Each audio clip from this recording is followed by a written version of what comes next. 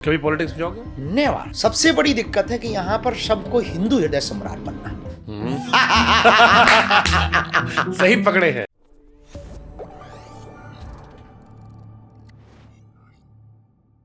कभी पॉलिटिक्स में जाओगे? नेवर। आप कैसी बात कहते हैं? मतलब कई नेता लोग भी पहले कहते थे। हमारे जिंदगी के सबसे मस्त मलंग जिंदगी है हमारी अध्यात्म की, और उस जिंदगी से नेवर। और हम जाएंगे क्यों जाना? जरूरी थोड़ी है कि आप पॉलिटिक्स में जाके ही हर काम कर पाओ। सही बात है। पॉलिटिक्स में बिना जाकर के भी सब कुछ कर। तो जैसे 251 लड़कियां, इनके लिए बाकी लोग भी सहयोग कर रहे हैं, केवल आप अपने से कर रहे हैं? कुछ लोग सहयोग कर देते हैं, जो हमारे जुड़े हुए हैं, जो हमें चढ़ोतरी मिल जाता है, वो दान पेटी। हम इस देश में नया मैसेज देना चाहते हैं कि मंदिरों की पेटियों की चढ़ोतरी से बेटियों का घर बसाया जा सकता। हम ये मैसेज देना चाहते हैं। तो ये इसकी तैयारी कैसे करते हो? 251 लड़कियों के लिए दुल्हा ढूंढना? नहीं, एक महीने का समय होता है, लगभग 3 महीने 2 महीने पहले। तो फॉर्म जमा करते हैं, लोग आते हैं, फिर हमारी लगभग 160 लोगों की टीम है, पूरा क्षेत्र है इसमें।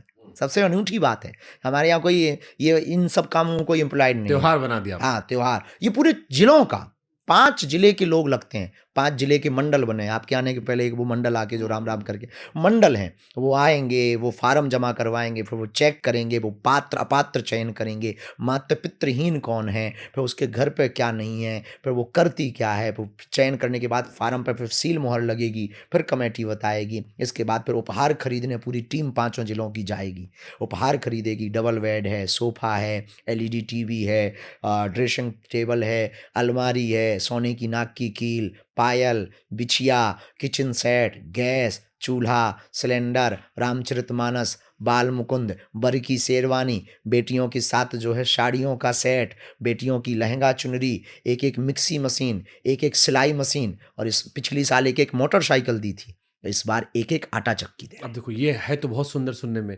लेकिन विरोधी इसमें भी कह सकते हैं कि बाबा जी दहेज दे रहे हैं, उपहार दे रहे हैं। दीनहीन निराश्रित व्यक्ति को कुछ भी सहायता देना दहेज नहीं है, उपहार है। दहेज तब है कि जब बच्चा बेटा खरीदा जाए, तब। बेटा और बेटी जो चयन करते हैं वो ऐसी परिस्थितियों के होते हैं कि उनकी ठीक ठाक परिस्थिति नहीं, उनके घर पर जो जाएगा वो उपहार जाएगा, वो जिंदगी भर जय जयकार करेंगे। तो ये उपहार है, ना कि दहेज। दहेज उनको होता है कि जिनके पास हो, बेटा बेटी का विक्रय किया जाए, वो दहेज है। उपहार देना कोई पाप नहीं है। इस देश में अगर इसको भी पाप माना जाएगा तो अमीरों की जितनी भी शादियां होती हैं उन पर रोक लगना चाहिए। सबसे ज्यादा दहेज उनकी शादियों में होते। कल के दिन भविष्य में भगवान का ना करे तुम्हारी भी शादी होगी और तुम्हारे घर अगर सिंगल साइकिल भी आएगी तो वो भी दहेज माना जाएगा। आपकी भी होगी। हाँ, अपने में तो हम तो दे ही रहे उपहार। तो हम तो दे ही रहे। पहले किसकी होगी कह नहीं सकते गुरु। गुरु अपनी जिंदगी में कुछ फिक्स नहीं है भाई मेरे, कुछ भी फिक्स नहीं है। वो जाने, गुरु हमें जो आज्ञा देंगे, हमारे गुरु जी। शादी कौन तय करेगा? धीरेन्द्र कृष्ण शास्त्री जी की? माता पिता। और मान लो आपको पसंद ना आई तो? इससे कोई मतलब अब मनमौजी हो आप तो। पसंद और नापसंद में माता पिता की पसंद ही हमारी पसंद है। ये ऑलरेडी अपने ब्रेन को हमने समझा। और जैसे आप दुनियादारी देख ली हो, माता पिताजी गांव में रहते हैं, आप ज़्यादा लोगों से मिलते हो, ज़्यादा एक्सपोजर है, हो सकता है आपकी पसंद बदल गई हो समय के साथ। नेवर। हम मौसम नहीं है। मेरे एक मित्र है मनोज मुंतशिर, अच्छे लेखक है, राइटर है। उन्होंने एक सवाल पूछा मनोज कि मुंतशिर शुक्ला, हाँ, तो उन्होंने मुझसे एक सवाल कहा था आपसे पूछने के लिए कि आप जैसे हिंदू इकट्ठा कर रहे हो, कह रहे कि हिंदुओं के इकट्ठा होने में सबसे बड़ी बाधा किस चीज की है? मैंने इसको जो सोचा वो मुझे लगा जात पात। नो। फिर क्या है? हिंदुओं के इकट्ठा होने में बाधा एक नहीं है, अनेक है। पहली तो जो आप बोल रखे हैं वही, जात पात। हाँ। जात पात, ऊंच नीच, भेदभाव, छुआछूत, घृणा। सबसे बड़ी दिक्कत है कि यहाँ पर सबको हिंदू हृदय सम्राट बनना है। सही पकड़े हैं। यहाँ सबको हिंदुओं का बब्बर शेर बनना है, और सबको एक एक हिंदुत्ववादी काम करने वाले के अंदर जो सबसे गंदा कीड़ा है वो ये है कि वो अपने छाता के नीचे सबको बैठाना चाहता है, और ये हिंदुओं को एक नहीं होने देता है।